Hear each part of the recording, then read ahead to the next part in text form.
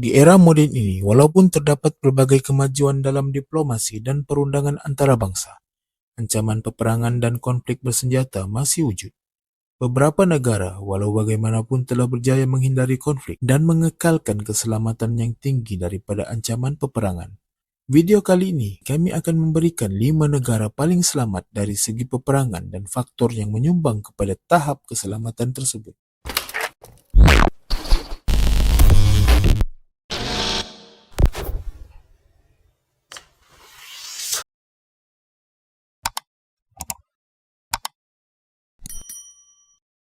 Pertama, Switzerland.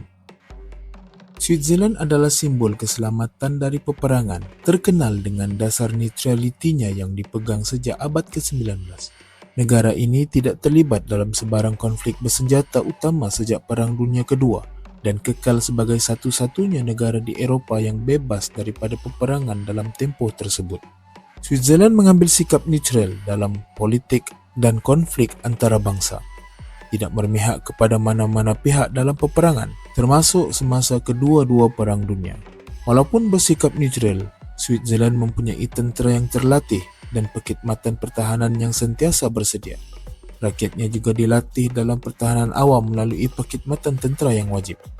Dikelilingi oleh banjaran Alps yang sukar ditembusi, Switzerland mempunyai kedudukan geografi yang memberi pelindungan semula jadi. Nombor 2, Iceland. Iceland sebuah negara yang terletak jauh di utara Laut Atlantik, menikmati keselamatan yang tinggi dari segi peperangan. Negara ini tidak mempunyai angkatan tentera tetap dan walaupun tidak terlibat dalam konflik antarabangsa, ia merupakan anggota NATO yang dilindungi oleh perikatan tersebut. Iceland terletak jauh dari zon konflik utama, terutamanya di kawasan Eropah atau Timur Tengah. Lokasi terpencil ini menjadikan ia kurang berisiko terhadap serangan. Walaupun tiada tentera tetap, Iceland dijamin keselamatan melalui perikatan pertahanan bersama dengan NATO yang memberikan jaminan pelindungan dalam situasi peperangan. Dengan politik yang stabil dan ketiadaan ancaman dalaman, Iceland tidak menghadapi risiko peperangan atau serangan dari dalam. Ketiga, New Zealand. New Zealand merupakan salah satu negara yang paling aman dari segi peperangan, terutamanya kerana lokasinya jauh di Laut Pasifik Selatan. Negara ini terkenal dengan dasar luar yang diplomatik dan kebanyakan masa tidak terlibat dalam konflik bersenjata. Kedudukan geografi New Zealand di selatan Pasifik menjadikannya jauh dari pusat konflik global. Ia menjadikan negara tersebut selamat dari ancaman langsung peperangan. New Zealand mengamalkan pendekatan diplomatik dalam hubungan antarabangsa. Negara ini lebih cenderung menyelesaikan isu-isu melalui dialog dan juga konfrontasi. New Zealand mempunyai kestabilan politik yang tinggi dan tiada ancaman besar daripada kumpulan pemberontak ataupun konflik dalaman. Nombor 4, Bhutan. Bhutan adalah sebuah negara kecil yang terletak di pergunungan Himalaya. Bhutan adalah salah satu negara yang paling selamat dari segi peperangan. Bhutan terkenal dengan falsafah kebahagiaan dan keamanan serta tidak pernah terlibat dalam konflik ketenteraan besar sejak kebebasannya. Bhutan dikelilingi oleh pergunungan tinggi Himalaya.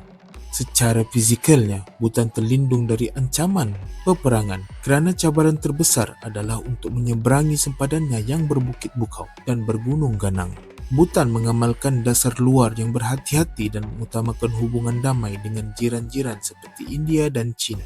Bhutan juga mengukur kejayaan melalui indeks kebahagiaan negara dan menumpukan perhatian kepada pembangunan sosial dan budaya yang damai yang turut mengurangkan risiko konflik dalaman. Nombor 5, Portugal.